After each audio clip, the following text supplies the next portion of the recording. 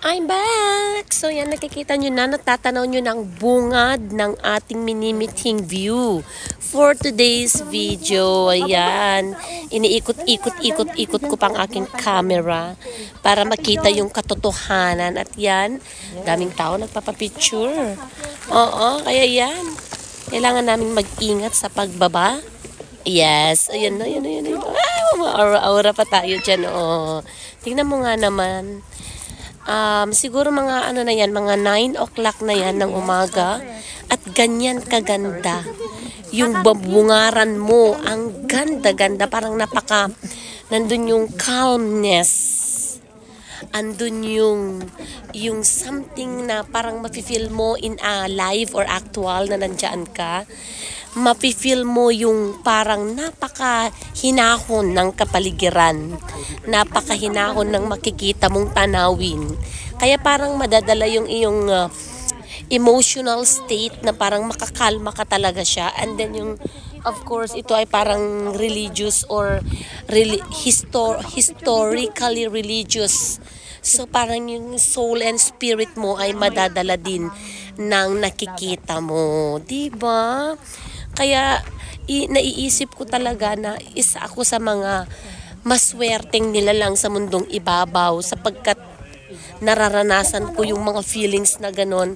At the same time, nakikita ko yung ganyang tanawin. So, kailangan kong i-feel every moment. Kailangan kong ramdamin. Kailangan kong papasukin sa aking mga himay-himay. Diba? Totoo sa totoo lang. Kapag nandyan ka, teary-eye ka pa.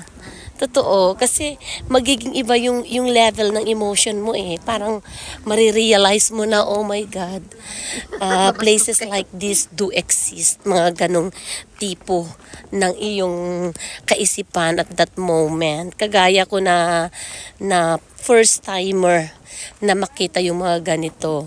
Di ba? Kaya tuloy na-realize ko kailangan kong mag-ipon ng mag-ipon.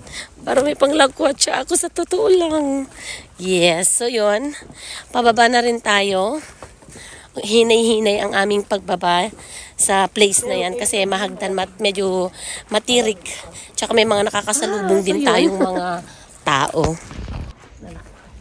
Yan palang square-square na may mga butas na yan.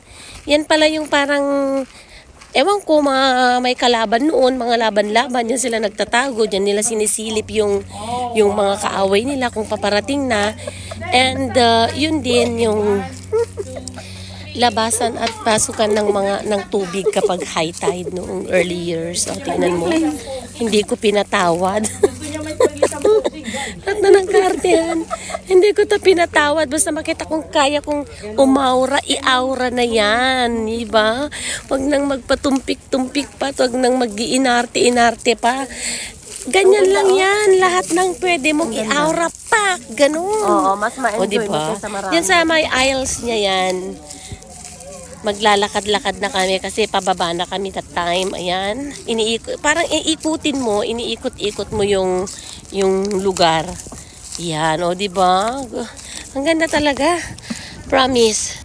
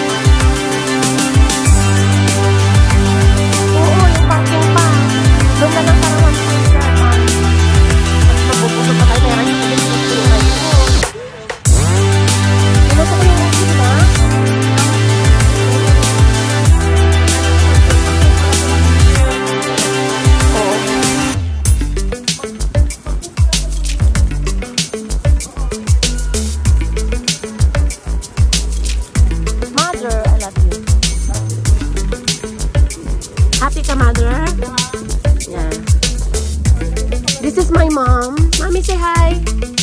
Say hi, Mommy. Di ba dalaga siya? Dalaga nga yun.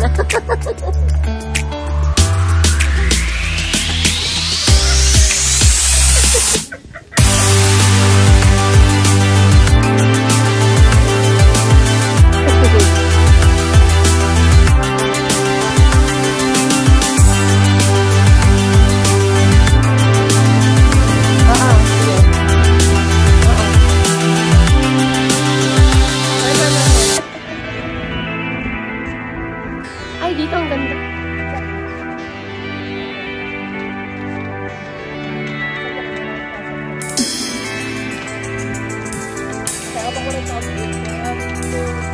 One, two, three.